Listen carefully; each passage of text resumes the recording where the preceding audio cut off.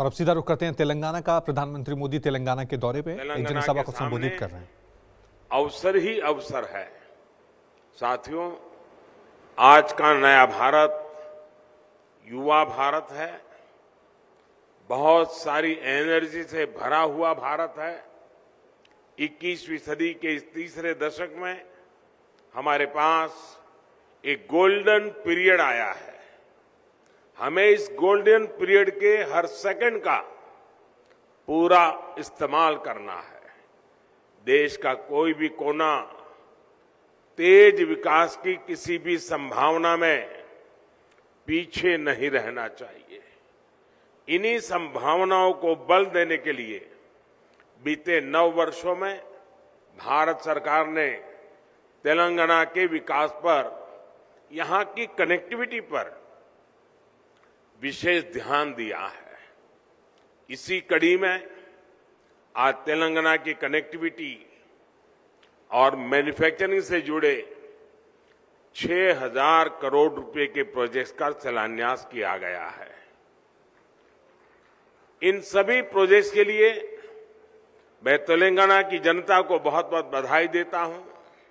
साथियों, नए लक्ष्य हो तो नए रास्ते भी बनाने पड़ते हैं। भारत का तेज विकास पुराने इंफ्रास्ट्रक्चर के बल पर संभव नहीं था।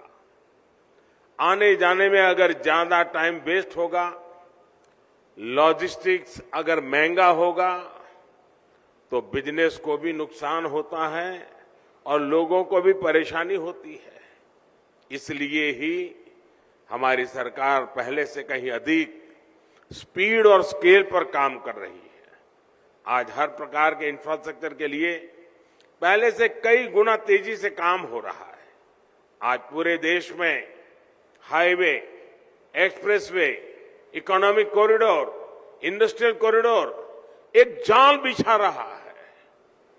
2 लेन के हाईवे 4 लेन में और 4 लेन के हाईवे 6 लेन में बदले जा रहे हैं।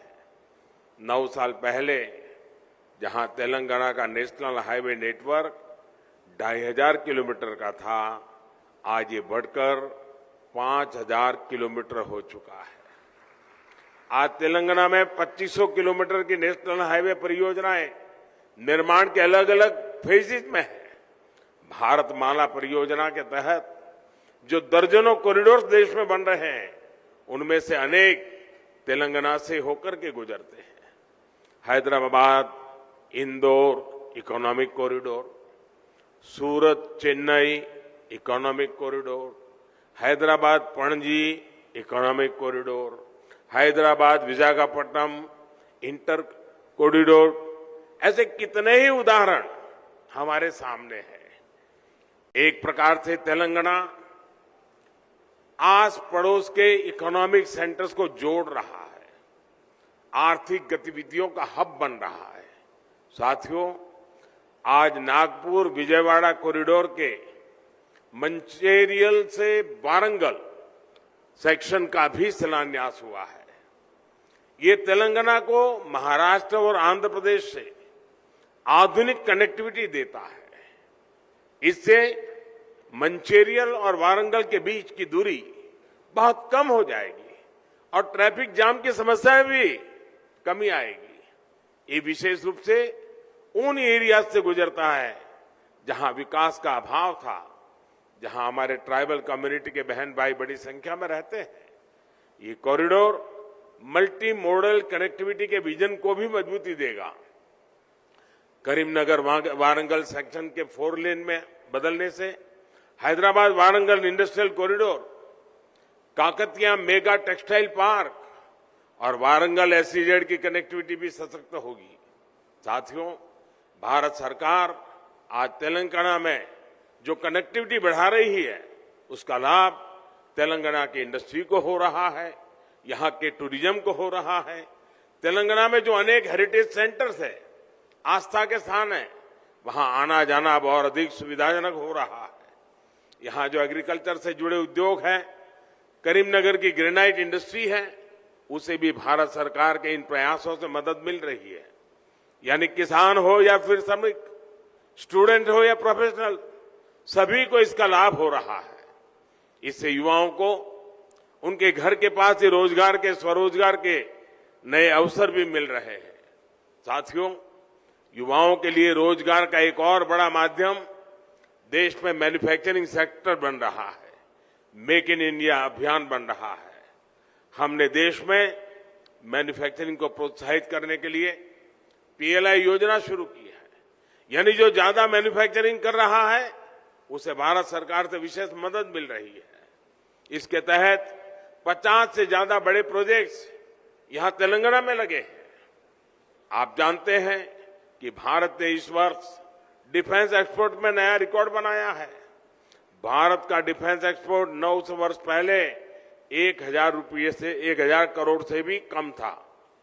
आज ये 16,000 करोड़ रुपए पार कर चुका है। इसका लाभ हैदराबाद स्थित भारत डायनेमिक्स लिमिटेड को भी हो रहा है।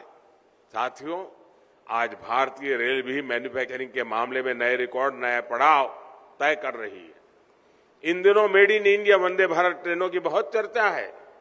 बीते वर्षों में भारतीय रेल ने हजारों आधुनिक कोच और लोकोमोटिव बनाए हैं। भारतीय रेलवे के इस कायाकल्प में अब काजीपेट भी मेक इन इंडिया की नई ऊर्जा के साथ जुड़ने जा रहा है। अब यहां हर महीने दर्जनों वैगन बनेंगे। इससे इस क्षेत्र में रोजगार के नए अवसर बनेंगे, में लाभ होगा। यही तो सबका साथ सबका विकास है। विकास के इस मंत्र पर तेलंगाना को हमें आगे बढ़ाना है। एक बार फिर आप सभी को इस अनेक प्रगतिशील कार्यक्रमों के लिए, आयोजनों के लिए, विकास की नई धारा के लिए मैं बहुत बहुत बधाई देता हूं। बहुत बहुत